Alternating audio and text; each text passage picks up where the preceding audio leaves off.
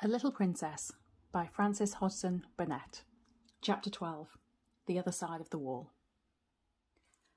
When one lives in a row of houses, it is interesting to think of the things which are being done and said on the other side of the wall of the very rooms one is living in. Sara was fond of amusing herself by trying to imagine the things hidden by the wall which divided the select seminary from the Indian gentleman's house. She knew that the schoolroom was next to the Indian gentleman's study, and she hoped that the wall was thick so that the noise made some time after lesson hours would not disturb him. "I'm growing quite fond of him," she said to Ermengarde. "I should not like him to be disturbed. I have adopted him as for a friend. You can do that with people you never speak to at all. You can just watch them and think about them and be sorry for them until they seem almost like relations. I'm quite anxious sometimes when I see the doctor call twice a day." "I have very few relations," said Ermengarde reflectively, "and I'm very glad of it. I don't like those I have. My two aunts are always saying, 'Dear me, Ermengarde, you are very fat, you shouldn't eat sweets.' And my uncle is always saying things like, 'When did Edward III ascend the throne? And who died of the surfeit of Lampys?'" Sarah laughed. "People you never speak to can't ask you questions like that," she said. "And I'm sure the Indian gentleman wouldn't even if he was quite intimate with you. I'm fond of him." She had become fond of the large family because they looked happy, but she had become fond of the Indian gentleman because he looked unhappy. He had evidently not fully recovered from some very severe illness. In the kitchen, where of course the servants through some mysterious means knew everything, there was much discussion of his case. He was not an Indian gentleman really, but an Englishman who had lived in India. He had met with great misfortunes, which had for a time so imperilled his whole fortune that he had thought himself ruined and disgraced for ever. The shock had been so great that he had almost died of brain fever, and ever since he had been shattered in health. Though his fortunes had changed and all his possessions had been restored to him, his trouble and peril had been connected with mines.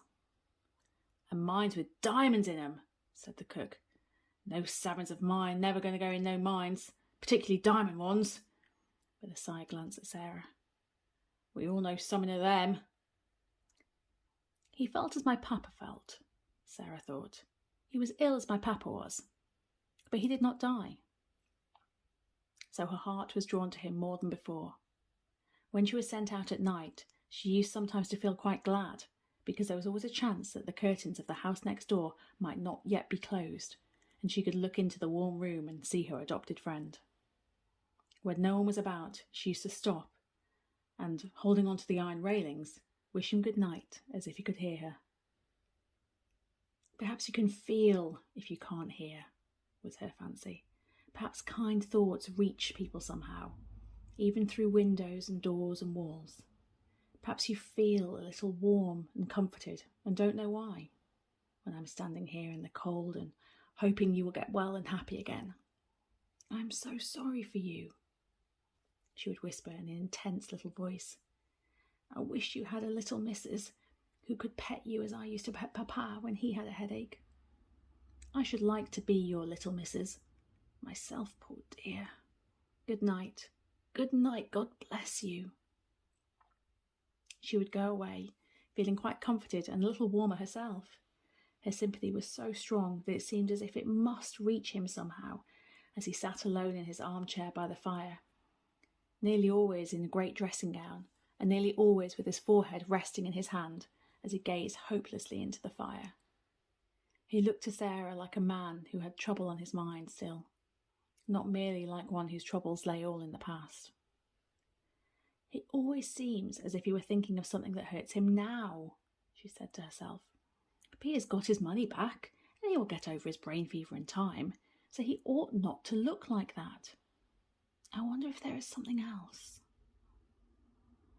If there was something else, something even servants did not hear of, she could not help believing that the father of the large family knew it. The gentleman she called Mr. Montmorency. Mr. Montmorency went to see him often, and Mrs. Montmorency and all the little Montmorencys went too, though less often. He seemed particularly fond of the two elder girls, the Janet and Nora, who had been so alarmed when their small brother Donald had given Sarah his sixpence. He had, in fact, a very tender place in his heart for all children, and particularly for little girls. Janet and Nora were as fond of him as he was of them, and looked forward with the greatest pleasure to the afternoons when they were allowed to cross the square and make their well-behaved little visits to him. They were extremely decorous little visits because he was an invalid. "He is a poor thing," said Janet, "and he says we cheer him up. We try to cheer him up very quietly." Janet was the head of the family and kept the rest in order. It was she who decided when it was discreet to ask the Indian gentleman to tell stories about India, and it was she who saw when he was tired and when it was the time to steal away and tell Ramdas to go to him. They were very fond of Ramdas. He could have told any number of stories if he'd been able to speak anything but Hindustani. The Indian gentleman's real name was Mr. Carrisford, and Janet told Mr. Carrisford about the encounter with the little girl who was not a beggar. He was very much interested, and all the more so when he heard from Ramdas of the adventure of the monkey on the roof. Ramdas made for him a very clear picture of the attic and its desolateness, of the bare floor and broken plaster, the rusty, empty grate and the hard, narrow bed. "Carmichael," he said to the father of the large family, after he had heard this description, "I wonder how many of the attics in this square are like that one, and how many wretched little servant girls sleep on such beds, while I toss on my down pillows, loaded and harassed by wealth that is, most of it, not mine." "My dear fellow," Mr. Carmichael answered cheerily, "the sooner you cease tormenting yourself, the better it will be for you.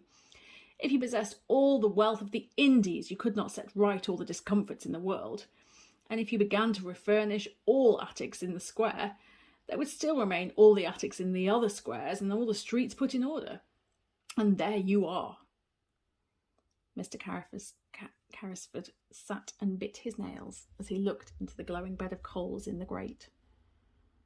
"Do you suppose," he said slowly after a pause, "do you think it is possible that the other child, the child I never cease thinking of, I believe, could possibly be reduced to any such condition as the poor little soul next door?"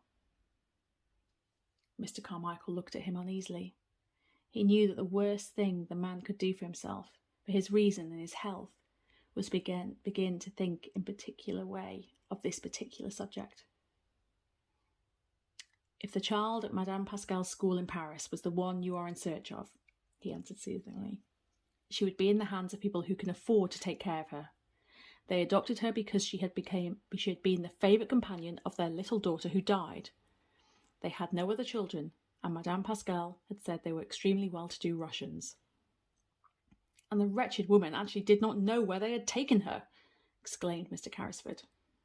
Mr. Carmichael shrugged his shoulders.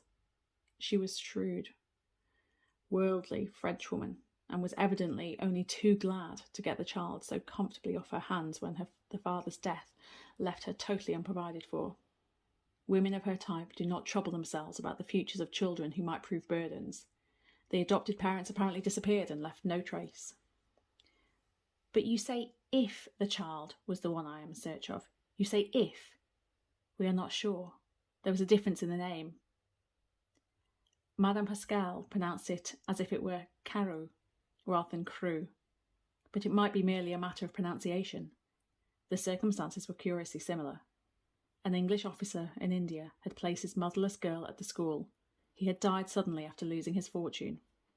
Mr. Carmichael paused a moment, as if a new thought had occurred to him. "Are you sure the child was left at a school in Paris? Are you sure it was Paris?"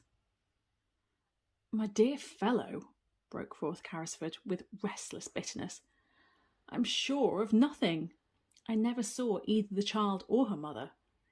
Ralph Crewe and I loved each other as boys, but we had not met since our school days until we met in India. I was absorbed in the magnificent promise of the mines. He became absorbed too. The whole thing was so huge and glittering that we half lost our heads." When we met, we scarcely spoke of anything else. I only knew that the child had been sent to school somewhere. I do not even remember how I knew it. He was beginning to be excited. He always became excited when his still weakened brain was stirred by memories of the catastrophes of the past. Mr. Carmichael watched him anxiously.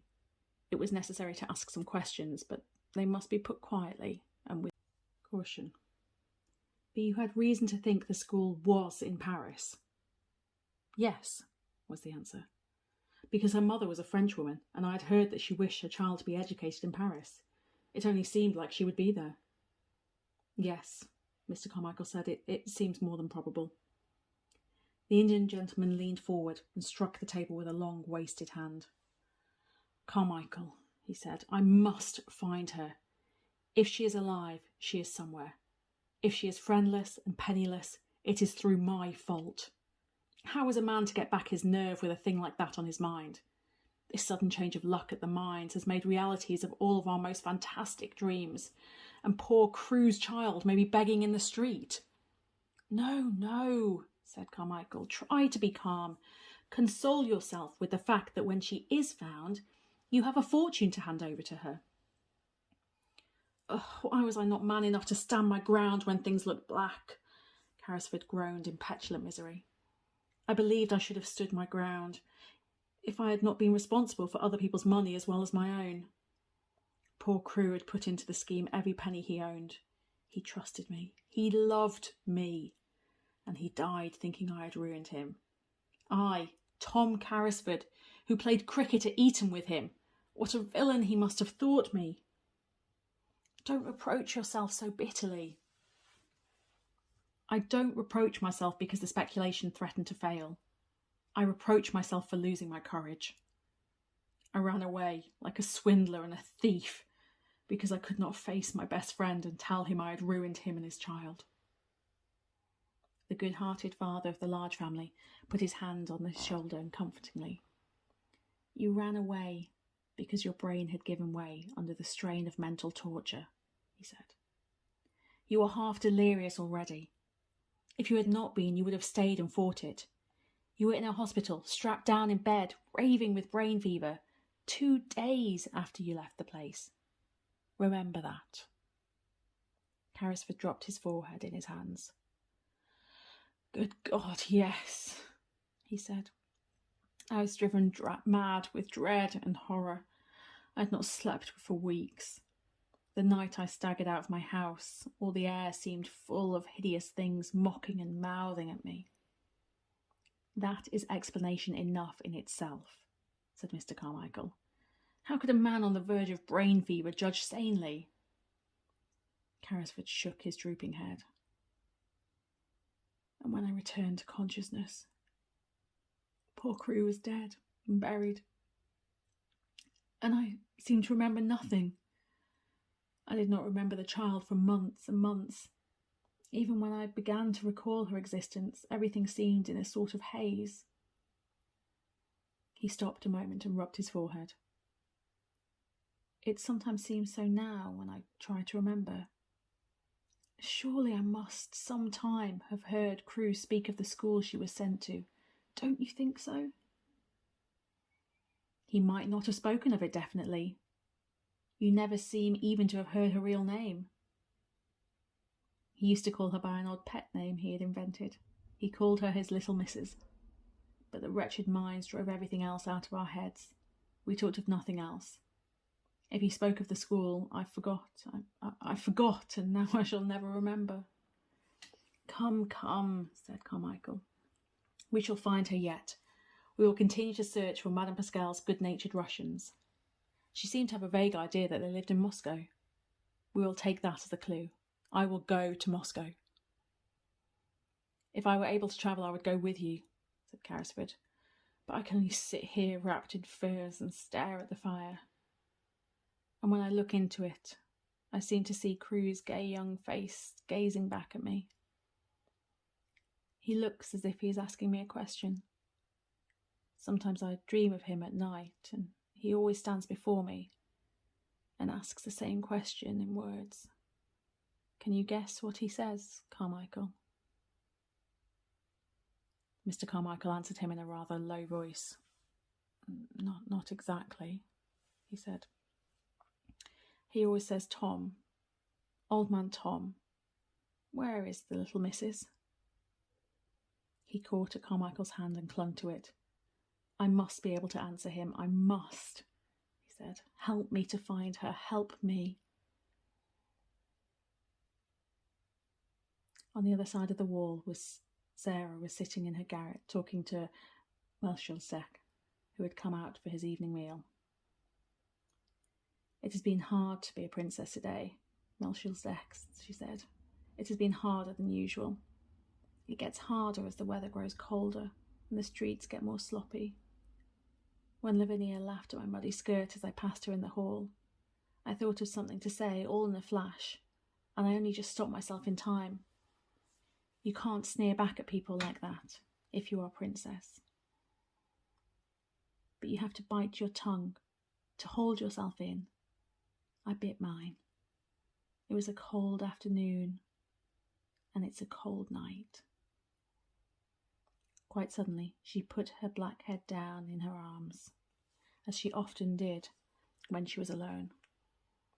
Oh, Papa, she whispered, what a long time it seems since I was your little missus. This was what happened that day, on both sides of the wall.